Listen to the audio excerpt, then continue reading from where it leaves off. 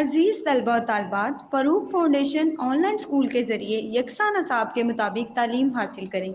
अगर हमारी वीडियोस पसंद आएँ तो चैनल को सब्सक्राइब करें और दोस्तों के साथ शेयर करें और बेल आइकन को लाजमी दबाएं ताकि आइंदा आने वाली तालीमी वीडियोस आप हासिल कर सकें। अस्सलामुअलैकुम बच्चों, कैसे हैं आप। उम्मीद है कि आप सब अपने घरों में खैर व आफ़ियत के साथ होंगे। बच्चों, फ़ारूक फाउंडेशन ऑनलाइन स्कूल से आप मुकम्मल तालीम हासिल करके बोर्ड का इम्तिहान बराए जमातिन नहुम और दहुम बेहतर तौर पर पास कर सकते हैं। आप अपनी उम्र और तालीम के मुताबिक मज़ीद तालीम हासिल कर सकते हैं। वालिदैन के से फ़ोन या कंप्यूटर पर हमारी वीडियोस के ज़रिए तालीम हासिल करने की दरख्वास्त करें। रोज़ाना 1 से 2 घंटे ऑनलाइन पढ़ाई करें और जब आप स्कूल जाएंगे तो आपको मज़ीद किसी मदद की ज़रूरत नहीं होगी। इस तरह पढ़ाई करके आप अपना वक्त और वालिदैन के अखराजात में बचत कर सकते हैं। ऑनलाइन स्कूल की कोई फ़ीस नहीं है। आप ज़ूम पर भी क्लासेस का फ़ायदा उठा सकते हैं। हर मज़मून की मुकम्मल तालीमी वीडियो मौजूद है। बच्चों, उम्मीद है कि आप सब इससे फ़ायदा उठाएंगे। Auzubillahiminash-shaytanir-rajim. Bismillahir-Rahmanir-Rahim. Assalamualaikum students. Hope you all are fine. As you all know, we have started chapter number 3 in our last class, which is fit and healthy. So in today's class, we'll be discussing the remaining topic of this chapter. So हम लोग last class में जैसे मैंने आपको बताया कि हम लोग फिट एंड हेल्दी वाला चैप्टर स्टार्ट करा था। हमने एक छोटा सा आपको रिव्यू दूंगी की पॉइंट्स की सूरत में कि हमने क्या क्या पढ़ा था। हमने ये पढ़ा था कि फ़िटनेस क्या है, healthy and fit life style क्या होता है। हेल्दी और फिट इंसान दो लोग भी हैं तो दोनों इक्वली फिट और हेल्दी नहीं हो सकते। पहली बात तो ये थी। हर इंसान के हेल्दी होने का जो कितना कोई इंसान हेल्दी है वो डिफरेंट है। हर इंसान सेम हेल्दी भी नहीं हो सकता, अनहेल्दी भी नहीं हो सकता। तो हेल्थ जो है वो हर एक की डिफरेंट है। हर इंसान दूसरे आदमी से डिफरेंट है। हेल्दी होने की सबसे बड़ी बात यह है कि इंसान, सेकंड पॉइंट ये था कि वो मेंटली भी हेल्दी हो और फिज़िकली भी हेल्दी हो, ताकि वो अपनी लाइफ स्टाइल में जो भी चेंजेस आते हैं, लाइफ में जो चेंजेस आने वाले हैं उससे वो कोप अप कर सके। इसके बाद स्टूडेंट्स ये था कि जो हमारे पास हेल्दी है, जो गुड हेल्थ है, उसको मेंटेन करने के लिए क्या ज़रूरी है। तो उसके लिए हेल्दी डाइट ज़रूरी है। हेल्दी डाइट के बाद हेल्दी बैलेंस डाइट ज़रूरी है। नंबर 2 पे हमारे पास एक्सरसाइज रेगुलरली करनी चाहिए। नंबर 3, किसी भी किस्म के ड्रग्स यूज़ नहीं करनी चाहिए जो कि हमारी बॉडी के लिए अच्छे ना हो और हमारी बॉडी को नुकसान दें। हेल्दी ईटिंग में हमारे पास ये था कि एक इंसान, average human being, yearly consume करता है 1000 kg food and 500 litre liquid. ज़रूरी नहीं है कि ये सब भी खाने के बावजूद इंसान एक हेल्दी लाइफस्टाइल मेंटेन कर सके, अपनी हेल्थ जो है वो अच्छी कर सके। ये ज़रूरी नहीं है। और जितना भी वो इंसान खा रहा है वो ज़रूरी नहीं है कि वो हेल्दी फूड हो, क्योंकि मोस्टली कंट्रीज़ में देखा गया है कि लोग डाइट जो ले रहे होते हैं उसमें शुगर का, सॉल्ट का और फैट का इंटेक बहुत ज़्यादा होता है। तो इसीलिए हमारे पास हेल्दी बैलेंस डाइट में हर चीज़ का प्रोपोर्शन बराबर होता है कि हर चीज़ हमें प्रॉपर मिले। विटामिन्स ले रहे हैं तो वो प्रॉपर मिले, प्रोटीन्स मिले, कैल्शियम मिले, फ़ाइबर्स मिले, ये सारी चीज़ें, मिनरल्स मिले हमारी डाइट में प्रॉपर हो। लेकिन ज़रूरी नहीं है कि हर इंसान खा रहा है, क्योंकि हम लोग मोस्टली वो खा रहे होते हैं जो हमें अच्छा लगता है, जो हमें आसानी से मिल जाता है। हम ये कोशिश नहीं कर रहे होते कि हम वो खाएं जो हमारी बॉडी के लिए अच्छा है, बल्कि हम वो खाते हैं जो हमें पसंद हो, हम वो खा रहे होते हैं मोस्टली। बच्चों में ये बहुत देखा जाता है कि वो बहुत नखरे कर रहे होते हैं। हम चिकन नहीं खाते, हम बीफ नहीं खा रहे, हम वेजिटेबल्स नहीं खाते, फ्रूट्स नहीं खाते, सिर्फ चिकन खाते हैं। तो प्रोपोर्शन पूरी तरह बैलेंस डाइट नहीं होगी। बैलेंस डाइट में क्या क्या है, वो खाना जो हमें एनर्जी प्रोवाइड करे, वो खाना जो बिल्डिंग मटेरियल्स हो, यानी कि जो हमारे टिश्यूज़ हैं, बोन्स हैं, टीथ हैं, उनको बिल्डअप कर सके, वो खाना जो केमिकल रिएक्शन करवाए, वो खाना जिसमें हमारे पास डाइट्री फाइबर्स हों। फाइबर्स का होना बहुत ज़रूरी है। बैलेंस डाइट मेंटेन करना ही बहुत मुश्किल है। जैसे मैंने आपको बताया कि लोग खा रहे होते हैं वो जो उनको पसंद होता है। एनर्जी फूड में सबसे ज़्यादा लोग खा रहे होते हैं वो शुगर्स, और सबसे ज़्यादा एनर्जी जो होती है वो भी फैट्स और शुगर में होती है। और एनर्जी को हम मेजर कर रहे होते हैं, एनर्जी का जो यूनिट है वो है किलो जूल। जितनी ज़्यादा एक फूड में किलो जूल्स होंगे उतनी ज़्यादा वो एनर्जी प्रोवाइड करेगी। लेकिन हमने एक अच्छी बैलेंस डाइट खा ली, हम अच्छी तरह खा भी रहे हैं, लेकिन हम एक्सरसाइज नहीं कर रहे, हम वो जो एनर्जी हमने फूड से ली है वो हम कंज्यूम नहीं कर रहे, वो हम यूज़ नहीं कर रहे, तो वो एनर्जी स्टोर होती जाएगी फ़ैट्स की सूरत में। जब वो एनर्जी फ़ैट्स की सूरत में स्टोर होगी तो हम ओवरवेट हो जाएंगे, मोटे हो जाएंगे, सुस्त हो जाएंगे, काम नहीं कर सकेंगे और जल्दी जल्दी थक जाएंगे क्योंकि हमारा वेट ही बहुत ज़्यादा हो जाएगा। इसके बाद नेक्स्ट पॉइंट ये था कि प्रोटीन्स, मिनरल्स और वाइटामिन हमें क्या क्या देते हैं। तो प्रोटीन्स हमारे पास बिल्ड और रिपेयर करेंगे बॉडी टिश्यूज़ को। Vitamin important part role play करेंगे केमिकल रिएक्शन में which take place inside the body. और जो मिनरल्स हैं वो हमारे पास इसेंशियल हैं, बिल्डिंग मटेरियल्स हैं या बिल्डअप करेंगे टिश्यूज़ और बोन को फर्दर। जब वो बन जाएंगी बोन्स प्रॉपर्ली और टीथ, तो उनको मेंटेन करेंगे, उनको स्ट्रॉन्ग बनाएंगे। इसके अलावा सॉल्ट का इंटेक बताया था कि जो मोस्टली कंट्रीज़ में ये देखा जाता है कि लोगों में सॉल्ट का इंटेक बहुत ज़्यादा है। एवरेज वो लोग डे में 12 ग्राम सॉल्ट ले रहे होते हैं, जो कि उनकी ज़रूरत का भी डबल है। और ज़्यादा सॉल्ट लेना हाई ब्लड प्रेशर करता है। हाई ब्लड प्रेशर की वजह से फ़र्दर बहुत सारी बीमारियाँ हो सकती हैं। तो हमें चाहिए कि हम अपने खाने में प्रॉपर डाइट में वो खाना लें जिसमें सॉल्ट कम से कम इस्तेमाल करें, ताकि हम किसी आगे बीमारियों में मुब्तला ना हो सकें। तो ये हमारी लास्ट वीडियो का रिव्यू था। अब नेक्स्ट टॉपिक स्टार्ट करते हैं, जो कि है nutrition disorders. Nutrition disorders, apart from diseases caused by harmful microbes, we can become ill in other ways। यानी कि apart from diseases वो सारी बीमारियां जो कि किसी भी किस्म के माइक्रोब्स कॉज कर रहे हैं। माइक्रोब्स क्या होते हैं? माइक्रोब्स वो सारे ऑर्गेनिज्म हैं जो कि हम अपनी नेकेड आई से नहीं देख सकते, जो हमें मोस्टली माइक्रोस्कोप से नज़र आते हैं, जिनमें बैक्टीरिया जाते हैं। तो बैक्टीरिया भी हमारे साथ अगर खाने में, पानी में या किसी भी हवा में किसी तरह भी चले जाते हैं बॉडी में, तो हमारी बहुत सारी बीमारियाँ हमें दे सकते हैं, बहुत सारी बीमारियां हमें हो सकती हैं। ये भी एक तरीका है बीमार होने का, लेकिन बहुत सारे और तरीके भी हैं जिनसे इंसान इफ़ेक्ट हो सकता है, बीमार हो सकता है।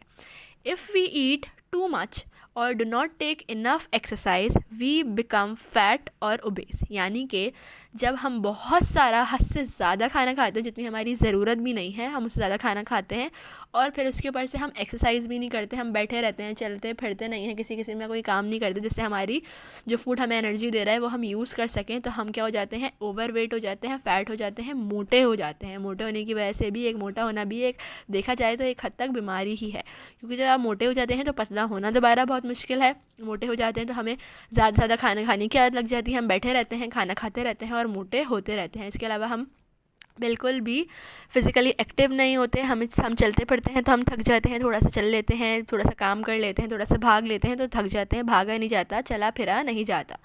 तो मोटापा भी एक बहुत बड़ी बीमारी है। A person who is fat is at risk from a number of serious diseases such as diabetes, heart disease, asthma and arthritis. यानी कि वो लोग जो हद से ज़्यादा खाना खाते हैं और फिर मोटे हो जाते हैं, उनके लिए भी उनको बहुत सारी बीमारियां हो सकती हैं, जिसमें है diabetes, heart disease, asthma and एर्थराइटिस।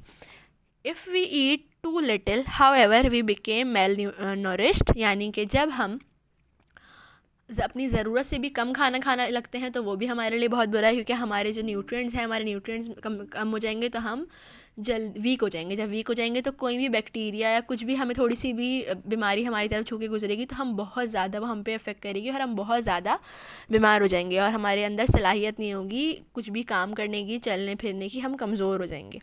Mail nutrition also है सीरियस इफ़ेक्ट। यानी कि कम खाना खाना, कम नशोनुमा मिलना भी एक बहुत ज़्यादा बीमारियाँ कॉज कर सकता है, बहुत बुरे असरात ह्यूमन बॉडी पर डाल सकता है। सो नाउ डायबिटीज़ क्या बीमारी है, क्या होता है इसमें, ये पढ़ते हैं। Diabetes is a condition where your body does not make enough insulin or the insulin it makes does not work properly। यानी कि डायबिटीज़ एक बीमारी है जो कैसी बीमारी है कि जो हमारी बॉडी है वो इंसुलिन बना रही होती है। जब हमारी बॉडी इंसुलिन बना रही होती है तो हम जो भी मीठा खा रहे होते हैं या जो भी खाना खा रहे होते हैं वो हज़म होना शुरू हो जाता है। जब हमारे पास इंसुलिन बनती नहीं है या तो कम बन रही होती है तो हमारा खाना जो है वो प्रॉपर्ली हज़म नहीं होता। हमारी जो बॉडी में, जो हमारे फूड में जो ग्लूकोज़ है वो फर्दर यूज़ नहीं हो रहा होता, वो आगे जाके ब्रेक डाउन नहीं हो रहा होता इसका। डायबिटीज़ में क्या बीमारी होगी? डायबिटीज़ में हमारी बीमारी ये होगी कि जो हमारी ह्यूमन बॉडी है वो या तो इंसुलिन बना रही होगी तो कम बना रही होगी या तो बिल्कुल ही बना ही नहीं रही होगी। Insulin is a hormone made in the pancreas. Insulin जो है वो एक हार्मोन है जो कि हमारी बॉडी के पेनक्रियाज में बनता है, विच controls the level of glucose in the blood. और हमारे पास जो इंसुलिन है वो क्या करता है, वो कंट्रोल करता है ग्लूकोज का लेवल हमारे ब्लड में, some time called blood sugar level. Diabetes में जो हम ग्लूकोज जो है उसको हम ग्लूकोज भी कह रहे होते हैं, ग्लूकोज को इसके अलावा हम जो है ब्लड शुगर लेवल भी कह रहे होते हैं, यानी कि ब्लड में शुगर का level. People with diabetes could go on to develop serious health problems such as heart disease, blindness and even limb amputation. So diabetes से हमें कौन कौन सी डायबिटीज़ से फ़र्दर हम लोग इंसुलिन ना बनने से या प्रॉपर ग्लूकोज लेवल जो है वो कंट्रोल ना होने से डायबिटीज़ से हमें कौन सी फ़र्दर जो डिसीज़ेज़ हैं वो हो सकती हैं, तो उसमें हमारे पास उसमें आ जाएंगी heart diseases, blindness and amputations. So students, हमारे पास डायबिटीज़ क्या हुई, डायबिटीज़ हमारे पास ह्यूमन बॉडी जो है वो बनाएगी कम इंसुलिन बनाने से क्या होगा, या तो इंसुलिन वो बना रही होगी तो वो कम बना रही होगी, और अगर या तो बिल्कुल बनाएगी ही नहीं। सो दोनों तरीके से ही हमारे पास बहुत ज़्यादा जो है वो हमारी बॉडी के लिए कोप अप करना मुश्किल हो जाएगा। ब्लड में जो हमारा ग्लूकोज लेवल है, blood sugar level glucose level जिसको हम ब्लड शुगर लेवल भी कह रहे होते हैं, वो बहुत हद तक क्या हो जाएगा, बढ़ जाएगा, कंट्रोल ही नहीं हो पा रहा। जब हमारे ब्लड में जो ग्लूकोज लेवल बढ़ जाएगा तो वो इफ़ेक्ट करेगा हमारे हार्ट को, लिम्स को एंड आइज़ को। तो हमारे पास कौन कौन सी डिसीज़ हो सकती हैं, heart diseases, blindness and limb amputations, ये तीनों हमारे पास बीमारियाँ हो सकती हैं। अब इसमें क्या होगा कि हमारे पास हार्ट इफ़ेक्ट हो रहा होगा तो हमें हार्ट अटैक हो सकता है, स्ट्रोक हो सकता है, आँखों में हमारे पास असर पड़ सकता है, तो हमारी आईसाइट बहुत ज़्यादा वीक हो सकती है, या आँखों में कोई बीमारियाँ हो सकती हैं, और लिम्स इफ़ेक्ट हो सकती हैं, क्योंकि ग्लूकोज लेवल बहुत ज़्यादा ही बढ़ जाएगा।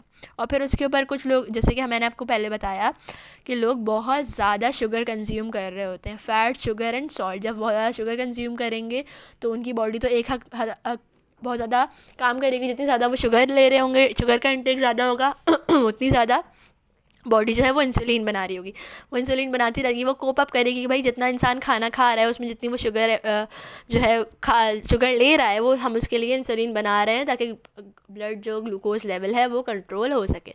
लेकिन क्योंकि हमारी बॉडी भी एक हद तक ही काम करेगी, मशीन को भी ज़रूरत से ज़्यादा इस्तेमाल करो तो वो काम करना बंद कर देती है, तो फिर क्या होगा, जो हमारा इंसुलिन डेवलप का सिस्टम होगा पूरा वो कमज़ोर पड़ता जाएगा, तो इंसुलिन कम बनना शुरू होगी। कम बनते फिर एक वक्त ऐसा आएगा कि बॉडी जो है वो हार्मोन जो है वो इंसुलिन बनाना ही छोड़ देगा। फिर हमारे पास बॉडी में कोई ऐसा मैकेनिज़्म नहीं होगा जो कि blood glucose level, blood sugar level को कंट्रोल कर सके, तो फिर हमारे पास फ़र्दर बीमारियाँ शुरू होंगी। लेकिन ये ऐसा नहीं होता कि बिल्कुल एकदम से उसे इंसुलिन बनाना छोड़ दी, वो सिग्नल दे रहा होता है बॉडी को, कम काम करके, उससे कम करके, लेकिन फिर उसके बाद एक हद ऐसी आती है कि वो काम करना ही बंद कर देता है। Now, heart diseases. The heart has its own blood supply provided by a blood vessel called the coronary arteries. यानी कि जो हमारा दिल है उसका एक खुद का ब्लड सप्लाई की पूरी ब्लड सप्लाई करने के लिए ब्लड वेसल्स हैं जो क्या करेंगी, पूरी बॉडी में बॉडी के अराउंड ब्लड सप्लाई करेंगी, जिसे हम कहते हैं कॉरोनरी आर्टरीज। ब्लड वेसल तो क्या कहेंगे, हार्ट की ब्लड वेसल तो कहेंगे ब्लड वेसल कहेंगे coronary arteries. Heart diseases happens when coronary arteries become blocked by a fatty substance called cholesterol. Heart disease किस तरह होंगी, जब हमें दिल की किसी भी किस्म की कोई बीमारी इस तरह हो सकती है जब हमारी कॉरोनरी आर्टरीज़ हैं, क्योंकि कॉरोनरी आर्टरी ब्लड वेसल है जो कि ब्लड सप्लाई में ब्लड सप्लाई का काम कर रही होती हैं। तो जब वो ब्लॉक हो जाएंगी, किसकी वजह से, हमेशा कॉरोनरी आर्टरीज़ ब्लॉक होंगी फैटी एसिड के डिपॉजिट की वजह से, जो फैटी एसिड क्या कहेंगे हम, कोलेस्ट्रॉल की वजह से चिकनाई जो है हमारी कॉरोनरी आर्टरीज़ में वो जमना शुरू हो जाएगी, और जमते वो एक उसको हमारी कॉरोनरी आर्टरीज़ को ब्लॉक कर देगी। जब हमारी कॉरोनरी आर्टरीज़ ब्लॉकेज होगी कॉरोनरी आर्टरीज़ में, तो क्या होगा, हमारे पास ब्लड सप्लाई का सिस्टम पूरी तरह सही नहीं रहेगा। जब हमारे पास ब्लड ही सही तरह सप्लाई नहीं होगा तो हमारे पास दिल की बीमारियां होना शुरू हो जाएंगी, दिल को ब्लड सप्लाई नहीं पहुंचेगा, फिर उसके बाद इसके अलावा दिल से बॉडी तक सही तरह ब्लड नहीं सप्लाई हो रहा होगा तो स्ट्रोक हो सकता है, हार्ट अटैक हो सकता है, फर्दर किसी किस्म की आर्टरी ब्लॉक हो जाएगी, तो वो भी हमारे लिए बहुत ख़तरनाक है। The blood supply to the heart may be restricted, causing a severe pain called angina, or cut off altogether, causing a heart attack. यानी कि जब कभी भी हमारी जो हार्ट की आर्टरीज़ हैं वो रिस्ट्रिक्ट हो जाएंगी, ब्लॉक हो जाएंगी, तो वो क्या करेंगी, एक सेवियर पेन कॉज करेंगी, ब्लड सप्लाई भी रुक जाएगा, ब्लड सप्लाई रुकेगा तो एंजाइना का पेन होगा, जो कि एक होता है चेस्ट की तरफ, लेफ़्ट हैंड चेस्ट में शदीद शिद्दत का पेन होना, तो उसे हम एंजाइना कहते हैं। जब हमारा रिस्ट्रिक्टेड होगा ब्लड, मतलब थोड़ा थोड़ा जा रहा है लेकिन कम जा रहा है, तो उस वक्त हमारे पास एंजाइना होगा। लेकिन जब बिल्कुल ही ब्लड सप्लाई रुक जाएगी, आर्टरी बिल्कुल ही ब्लॉक हो जाएगी, क्या वो ब्लड आगे दे ही नहीं सकेगी, तो हमारे पास हार्ट अटैक कॉज होगा। हार्ट अटैक फर्दर होता है जब बिल्कुल ही कट ऑफ हो जाए ब्लड सप्लाई का। तो इस तरह फैटी एसिड के डिपोजिशन की वजह से, कोलेस्ट्रॉल के बढ़ने की वजह से हमारे पास हार्ट अटैक हो सकता है, हार्ट डिसीज़ हो सकती हैं। और फैटी एसिड किस तरह बढ़ जाएगा, या फैटी सब्सटेंसेस हैं वो हमारे पास, कोलेस्ट्रॉल वो किस तरह बढ़ेगा, जब हम बहुत ज़्यादा फ़ैट कंज्यूम कर रहे हैं। और फैट कंज्यूम कर रहे हैं हम वो फिर उसके बाद कंज्यूम भी हमने कर लिया लेकिन हम उसे यूज़ नहीं कर रहे, एक्सरसाइज नहीं कर रहे, तो उस सूरत में कोलेस्ट्रॉल जो है वो बिल्डअप होना शुरू हो जाएगा कोरोनरी आर्टरीज़ में हार्ट की, और कॉज करेगा एंजाइना और heart attack. Now asthma. Asthma is a condition that affects the tube that carry air in and out of the lungs. यानी कि एस्थमा एक कंडीशन है, एक बीमारी है जो इफ़ेक्ट करती है हमारी ट्यूब्स को, लंग्स की ट्यूब से काम कर रही होती हैं, वो काम करती हैं, पैसेज प्रोवाइड कर रही होती हैं, जिससे हमारे लंग्स में हवा अंदर आती है और लंग से हवा बाहर जा रही होती है। सो एस्थमा में क्या हो जाएगा, एस्थमा इफ़ेक्ट करेगा इन ट्यूब्स को। The lining of these tubes become inflamed and very sensitive to things like pollen, pests and even cold weather. यानी कि जो इन ट्यूब्स की जो लाइनिंग है वो बहुत ही सेंसिटिव है। और एस्थमा में क्या हो जाएगा, एस्थमा में ये जो ट्यूब्स हैं वो इन्फ्लेम्ड हो जाएंगी, उनमें सेंसेशन हो जाएगी, वो इसके बाद बहुत ज़्यादा वो सेंसिटिव हो जाएंगी। इन्फ्लेम्ड होना क्या होगा, इन्फ्लेम्ड होना मतलब सूजन आ जाना, जब उन पर सूजन आ जाएगी और उन पर एक तरह की आप लोगों को फील तो नहीं हो रही होगी लेकिन वो एक रेडनेस टाइप आ जाएगी, सूजन आ जाएगी और एक इची सी वो ट्यूब्स हो जाएंगी। और क्या हो जाएंगी, उसके बाद वो बहुत सेंसिटिव हो जाएंगी। सेंसिटिव किन की हो जाएंगी, पॉलन की हो जाएंगी, बहुत ही छोटे छोटे ड्रॉपलेट्स के, पेट्स में हमारे पास डॉग कैट्स वगैरह जो होती हैं उनमें, और इवन कोल्ड वेदर के, बहुत ज़्यादा सर्दी भी हमारी बॉडी बर्दाश्त नहीं कर सकेगी। This causes the tube to become narrow. इससे क्या होगा, जो हमारी एस्थमा में जो लंग्स की ट्यूब हैं जो कि प्रोवाइड कर रही हैं एयर इन एंड आउट का पैसेज, यानी हवा अंदर भी आ रही है उस ट्यूब से और हवा बाहर की तरफ भी जा रही है, यानी कि हम ऑक्सीजन हमारे इन्वायरमेंट से ले भी रहे हैं और बाहर फिर हमारे पास मुंह से लंग्स से होती हुई नोज से और माउथ से जो कार्बन डाइऑक्साइड है वो हम बाहर निकाल रहे हैं, वो वाला जो पैसेज है वो पूरा इन्फ्लेम हो जाएगा, सेंसिटिव हो जाएगा। और क्या हो जाएगा, जो हमारी ट्यूब्स हैं वो बहुत ज़्यादा नैरो हो जाना शुरू हो जाएंगी, सिकुड़ना शुरू हो जाएंगी, और ब्रीथिंग जो है, हमारे सांस लेने की जो सलाहियत है वो बहुत ही इफ़ेक्ट होना शुरू हो जाएगी, हमें सांस लेने में मुश्किल होगी। तो जब सांस लेने में कब मुश्किल होगी, अब तो ये हुआ कि सॉरी एस्थमा हमें एक बीमारी हो गई। अब वो बीमारी किस तरह से हो रही है कि जो हमारी ट्यूब्स हैं वो इन्फ्लेम्ड हो गई, उनमें सूजन होना शुरू हो गया, जब वो सूज जाएंगी तो वो नैरो हो जाएंगी, वो नैरो होना शुरू हो जाएंगी, बहुत सेंसिटिव हो जाएंगी। जब कभी भी हमारे पास कोई भी ऐसे ज़र्रात हवा से या किसी चीज़ से हम बहुत हद तक एलर्जिक हो जाएंगे तो वो हमारे साथ चले जाएंगे, मिट्टी के डस्ट पार्टिकल्स अगर चले गए, या फिर पेट से हम एलर्जिक हो जाएंगे, बिल्ली हो गई, कुत्ते हो गए, किसी किस्म के भी बर्ड्स हो गए, उससे हमें एलर्जी होना शुरू हो जाएगी, उनके बालों से एलर्जी होना शुरू हो जाएगी। इसके अलावा हम लोग बहुत ज़्यादा सर्दी बर्दाश्त नहीं कर सकेंगे, कोल्ड वेदर हम बर्दाश्त नहीं करेंगे। जब बहुत ज़्यादा सर्दी होगी तो जो हमें सांस लेने में मसला शुरू हो जाएगा, क्योंकि हमें एस्थमा की प्रॉब्लम होगी, तो जब हमें सांस लेने में मुश्किल होगी तो हमारे पास ऑक्सीजन अंदर नहीं जाएगा। जब ऑक्सीजन अंदर नहीं जाएगा तो अंदर कार्बन डाइऑक्साइड का लेवल बहुत बढ़ जाएगा, क्योंकि कार्बन डाइऑक्साइड भी बाहर नहीं आ रहा, तो वो भी हमारे लिए बहुत मुश्किल हो जाएगा। जब अंदर लंग्स में ही हमारे पास कार्बन डाइऑक्साइड का जो लेवल है वो बढ़ जाएगा तो हमारे ब्लड को भी फिर फर्दर ऑक्सीजन सप्लाई नहीं होगा। क्यों? क्योंकि हार्ट से ही ब्लड जो है वो लंग्स में आ रहा होता है, लंग्स ब्लड को डीऑक्सीजनेटेड ब्लड को ऑक्सीजनेटेड कर रहा होता है। जब डीऑक्सीजनेटेड ब्लड ऑक्सीजनेट ही नहीं होगा फर्दर तो हमारी बॉडी में ऑक्सीजन की जो डिमांड है वो बढ़ जाएगी, ऑक्सीजन की डिमांड बढ़ जाएगी और ब्लड जो है वो ऑक्सीजनेटेड नहीं होगा, बॉडी को पूरी ऑक्सीजन सप्लाई नहीं हो रही होगी, तो ऑर्गन्स में भी फर्दर बहुत ज़्यादा बीमारियाँ होना शुरू हो जाएंगी। Now arthritis arthritis is a condition where the lining of the joints in the body become inflamed। यानी कि arthritis एक बीमारी है जिसमें जो हमारी joints हैं उनकी जो lining है वो inflame हो जाएगी, वो सूज जाएंगे। जो जोड़ होंगे, joints हम basically बोलते हैं जोड़ों को। This lining usually protect our joint from impact during running और jumping। यानी कि जो हमारे joints हैं ये हमारे जो प्रोटेक्ट कर रहे होते हैं हमारी बॉडी को भी। और जॉइंट्स क्या होते हैं, जॉइंट्स की जो लाइनिंग है वो जो लाइनिंग है वो प्रोटेक्ट कर रही है जॉइंट्स को। हमारी जो लाइनिंग है वो जॉइंट्स को प्रोटेक्ट कर रही होगी रनिंग में और जंपिंग में, ताकि जो हमारे बोन्स हैं उनको फर्दर कोई नुकसान ना पहुंच सके। और हमारे जॉइंट्स क्या होती हैं, जब भी हम हाथ बेंड कर रहे होते हैं, भाग रहे होते हैं, तो हमारे जो जॉइंट्स होते हैं वो बेंड होना शुरू हो जाते हैं। तो हमारे जॉइंट्स की जो लाइनिंग है वो उसको कंट्रोल करके रखेगी, उनको प्रोटेक्ट करेगी ताकि उन पर कोई इफ़ेक्ट ना हो सके। Access body weight puts more pressure on the joint. यानी कि जब हम ओवर वेट हो जाते हैं, हमारी बॉडी में मोटापा बढ़ जाता है, चर्बी जमा होना शुरू हो जाती है, फैट डिपोजिशन बढ़ जाती है। क्योंकि हम लोग फूड इनटेक तो है हमारी प्रॉपर, लेकिन वो फूड जो एनर्जी हमें फूड प्रोवाइड कर रहा है वो एनर्जी हम यूज़ नहीं कर रहे, तो वो स्टोर होना शुरू हो जाएगी फ़ैट की सूरत में और हम मोटे हो जाएंगे। जब हम मोटे हो जाएंगे तो हम ओवरवेट हो रहे हैं, हमारा वेट ज़्यादा बढ़ रहा है, तो हमारे जो जॉइंट्स हैं उन पर प्रेशर आना शुरू हो जाएगा, मेकिंग देम इन्फ्लेम्ड। और फिर क्या होगा, प्रेशर ज़्यादा पड़ने की वजह से जो हमारे जोड़ हैं वो सूज जाएंगे।